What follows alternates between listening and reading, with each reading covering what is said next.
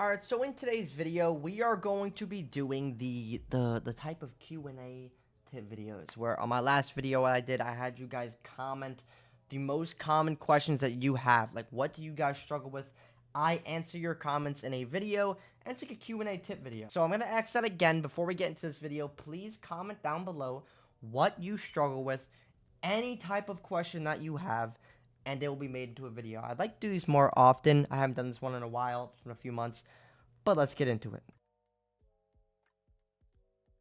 Alright, now starting off with the easiest question that I get asked all the time, so we're going to cover this like very slightly. I don't want to go too into detail with this, but Connor asked me, Recoil. I think he just meant recoil. How do we get good at recoil? I have done this video a few times. I've talked about recoil a good amount, especially with being on controller. I'm going to show you something. This is what I would say to anybody that struggles with recoil. So recoil is going to be a lot of stuff that has to do with your sensitivity as well as practice. Like if you're on a super fast sensitivity that you are not good on, your recoil is going to be messed up. If you're used to a sensitivity, then your recoil would be a lot better. But not only is it understanding your sensitivity, it's also understanding the patterns of the weapons to know how much to pull down. So let me explain. One, make sure that you are on your sensitivity. If your sensitivity is ass, simply just lower your ADS and just try and fine-tune your ADS. Keep the horizontal, keep the vertical, just fine-tune that ADS. Now, a weapon like the SMG-12, a lot of recoil, right? What are we going to do? I've went over this in the past. Let's look up and shoot this. You can do this with literally any weapon that you struggle with. Just shoot like twice.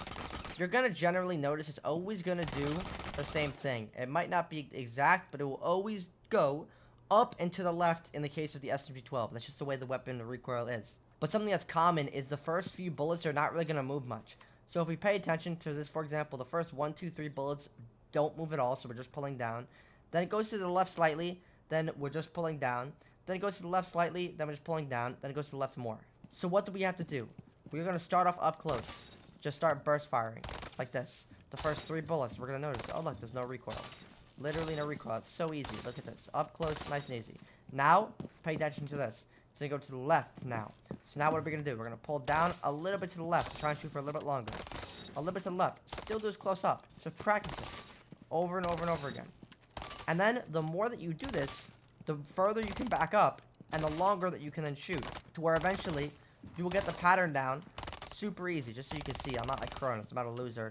Like, you can just practice the actual pattern that it's going in. If it goes up and to the left, it's down and to the right. If it goes up and to the right, it's down and to the left. You're just going to do the opposite of whatever it is when you look at it. Alright, now while we're on the topic of sensitivity, I want to also talk about this question that I got asked. This is by Iced Dragon. He said, which is better overall, fast sense or slow sense? Now, if you look at my sensitivity, just off this, you'd be like, that's a fast sense. 50, 100, what the hell? But then you come here and you look at my ADS and you're like, 1924, who the hell is using that snail pace ass sensitivity, right? But then on top of that, you come and you look at these advanced settings and you're like, what the hell is this? Guy's got advanced settings on. Now let me explain to you, or explain why I use this and what I think about fast or slow sense. So your horizontal and vertical will directly affect your ADS sensitivity. So if I am on a slow vertical, slow horizontal, and I use this ADS, it's going to feel way slower than being on a fast vertical, fast horizontal with a slow ADS. Now, when we look at a fast sense, I prefer faster sensitivities. I always have, because I just want to be able to turn around quickly if I have to. If somebody's behind me, I don't want to be like a slow snail, bro. But at the same time, when you use a fast sensitivity, you kind of give up good aim. Now, can you have good aim with a fast sense? Yes. I've been the highest rank in the game. I used to use like 100, 100, 100, like a creep. I don't know what the hell is wrong with me, but I hit the highest rank of the game doing it. But still, I was sacrificing aim to be able to look around faster. Now, could you still be good with it? Yes, but the problem is that it takes a lot longer to warm up on that sensitivity. Like if you go and play like COD and then come back to Siege, your aim's gonna be ass. And on top of that, there's a much larger margin of error with faster sensitivities. Like it's more likely that you're going to have bad aim with a fast sense than you will with a slow sense. So at the same time, you risk running into bad aim, but you get to look around fast and you're not like a snail. However, we go to a slow sense Now we're looking at, oh, we'll have good aim, but we're going to be a snail. So what I did was I found a sensitivity that would meet somewhere in the middle. I used the 5100 to be able to look around fast. I used the 1924 to be able to ADS slow and get that I get positives of a slow sense. But at the same time, I don't want it to be too slow because I still want to be able to flick. So that's where the advanced settings come in. And this now means if I move my analog stick a certain degree to the right, these settings will then activate, which will then make it to where once I move this way and I flick, my sense gets faster. So I would say a fast sense is better. Sorry about the yap. I would say a fast sense is better, but I would try not to have too fast of a sense because you want to have the positives that a slow sense have. There's people who are #1 champ with the slowest sense in the world, like Truman or IO has been up there too. And there's people who have some of the fastest sense, like Speed had a fast sense, Rockstar Speedy, or Mingo, right? You're gonna see people on both sides. It's really just preference. Alright, now Marwachoke 5000 said, I play any map, I barely know where certain stuff are, and I always get shot in the back in hallways. Is there any way to not do like that? Alright, so this is generally going to be map knowledge. How do we understand map knowledge? How do we understand where people are pushing from? Simple way of doing this is playing those maps a lot and learning the routes people take, learning common angles, and learning where you are exposed, because that's also kind of a positioning issue. But I want to show you something, right? If you want to get map knowledge on any specific map, I want you to think right now, what map do you see that you're like, fuck this map, I hate this map, I always do bad on it? Now let's say the map was Canal, that you were like, I fucking stink on this map. You're going to simply go to TikTok. Go to the search bar. Type in Canal Tips R6. Now, what are we going to do? We're going to press enter. Now, look at this. We are going to find, wow, I have so many videos. Look at this great guy. This guy is so talented. You're going to find different stuff for that map. So, for example, if you click on this handsome guy right here, let's set up Canal. This is how to set up on Canal. So now we're going to learn different setups for the map. Then say we're like, okay, well, let's look here. Every canal tip that you need for Rainbow Six Siege. Great guy as well, right? So we're going to learn so much from watching other TikTokers, right? We're going to learn different angles. We're going to learn more angles if you want to be a creep. More angles, right? And you can then use this on the maps. Like, you don't even just need me. Look, top 5 canal spawn peaks. Now we know spawn peaks for this map that we can then go and use. Then we go here. Defend canal like a pro. Now we know how to defend canal. You basically want to do this with whatever map that you are shit on. If you're shit on every map, yo, get ready, bro. Get the pen and pad out and start grinding out TikTok, bro. Just sit there and watch TikToks. Type in R6 tips. R6 whatever, right? Now, yes, you can just go and just play the maps on their own, and you will get better, because that's how I got better.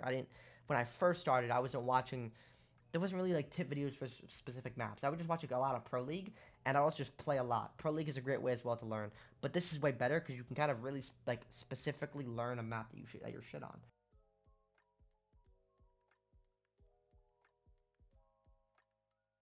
Alright, now this next question says, don't mind the drawing, and we're going to get to this. I have a question, why do I go against the Avengers and my team is the Special Forces? So I want to explain hidden MMR for you in a graph. Now, don't mind my drawings. I'm going to explain this. But imagine this is the matchmaking queue right here. This is my team. This is the enemy team. A gold, a champ, a plat, a champ, and an emerald. And then on my team, let's say I'm plat. I have 2 plats and 2 coppers. Why is this a fair matchmaking? Why is it fair that I'm playing champs, but I have 2 coppers on my team?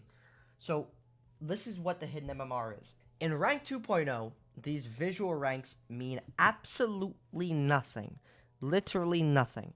Why is that? Because these coppers, this could be their first 10 games on the season. But last season, they were champ. But this is their first few games on the season. So, this equals this, basically, right? The copper can be a champ because he was champ last season. Now, you might be saying, okay, well, if I was peak emerald, why am I versing champs? Now, I want you to imagine that this hidden MMR is a hidden MMR of 3,000, right? We know 5,000 is champ, technically. 5,000 MMR is champ. But imagine this hidden MMR is up 3,000.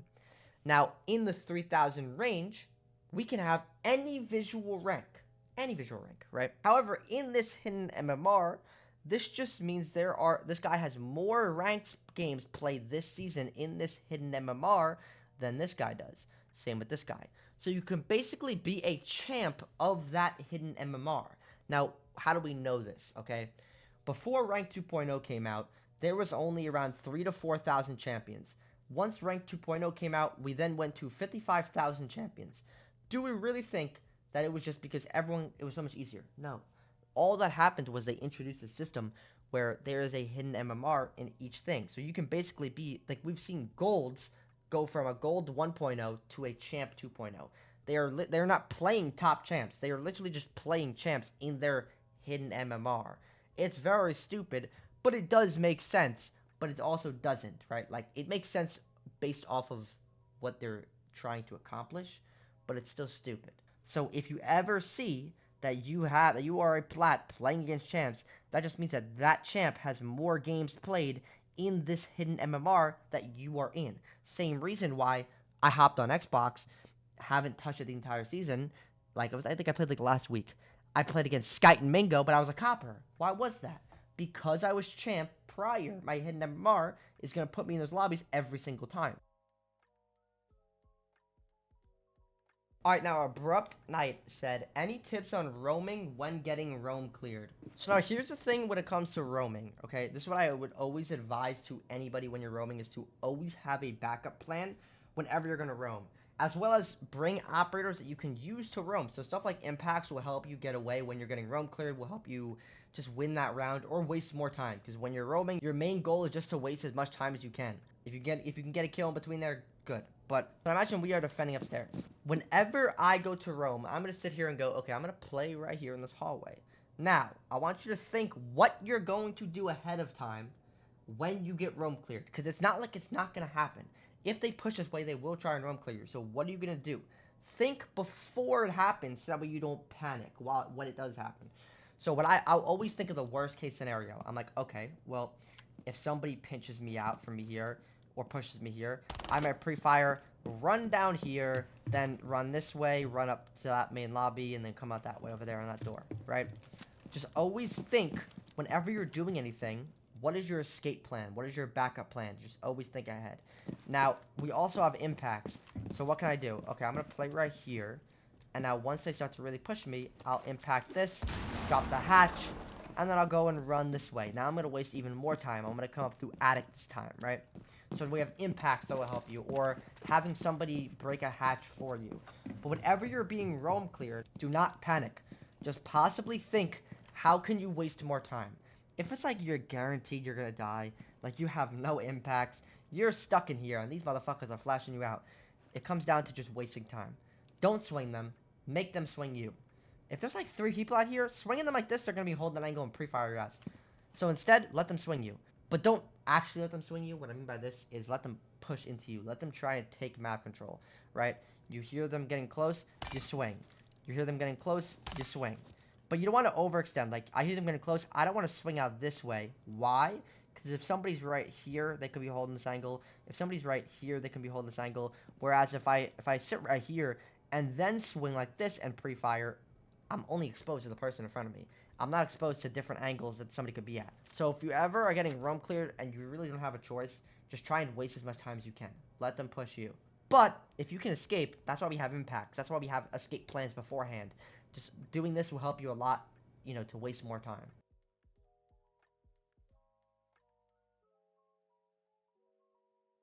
However, talking about swinging, this next question says by ITRN, how do you know when to predict somebody from swinging? I think he generally means, like, how do you know when somebody is going to swing you? Or he means, how do you know where somebody is when you're swinging them? Like, how do you predict where they're going to be? I'm going to assume he's talking about the first thing I said. Because as we all know, you never want to let somebody swing you, ever.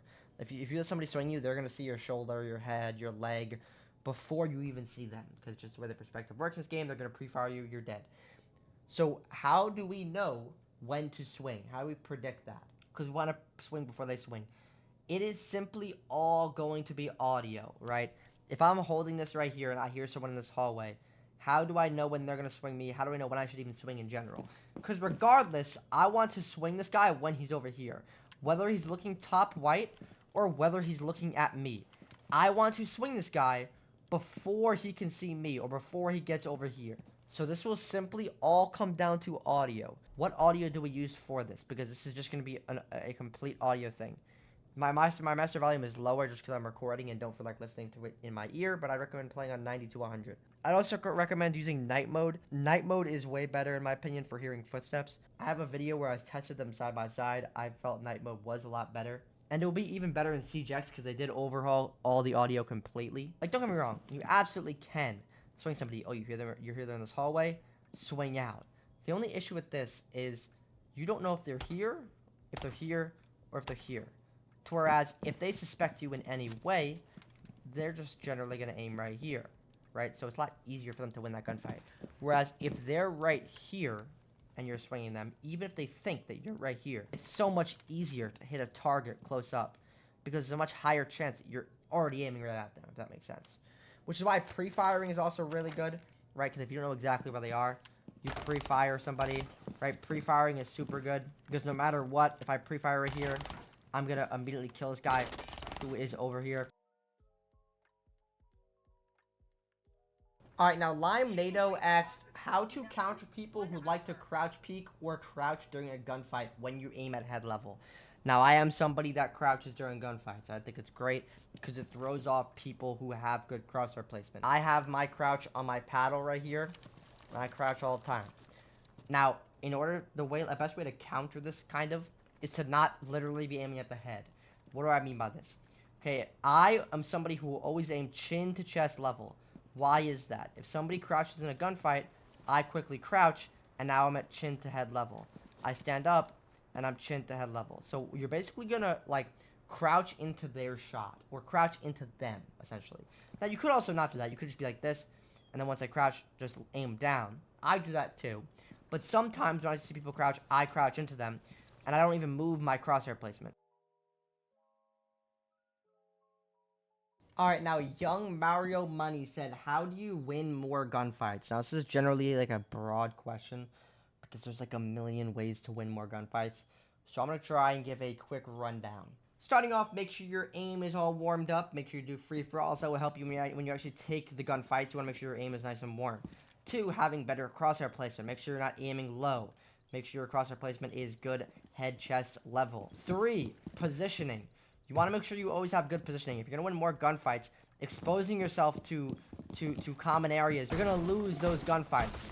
Like, for example, if I'm going to swing somebody over here inside of Aqua, but this window's open, there's just terrible positioning. I'm exposed to ruins, I'm exposed to somebody on the balcony, I can be exposed to anybody out here.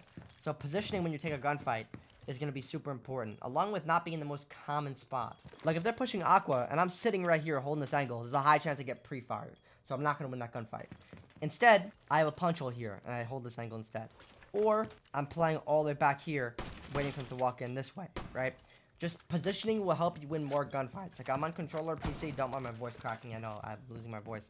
I'm on controller PC, and I obviously need to have better positioning than people on MAK, but I'm champ every season doing it. It's just because of my positioning. Another huge thing is make sure you're not overextending or overswinging. What do I mean? Okay, if I'm holding this hallway, and the attackers are pushing me, there's no need for me to just swing out. Why? I could be shot from here. When I swing, I have to look here, here, here, here, or somebody right here. Versus an attacker only really is going to have to look right here if they hear something and they think I'm right here. Granted, yes, there could be heddles here. Maybe they have to look both ways. But for the most part, they're going to be looking right here. So it's like I have to check 5 angles. He has to check 1. So I would much rather wait until he gets closer, because once I hear he's closer, I can eliminate this angle. I can eliminate this angle, and this angle. Now I know he's generally going to be in this general area. He's going to be probably somewhere over here.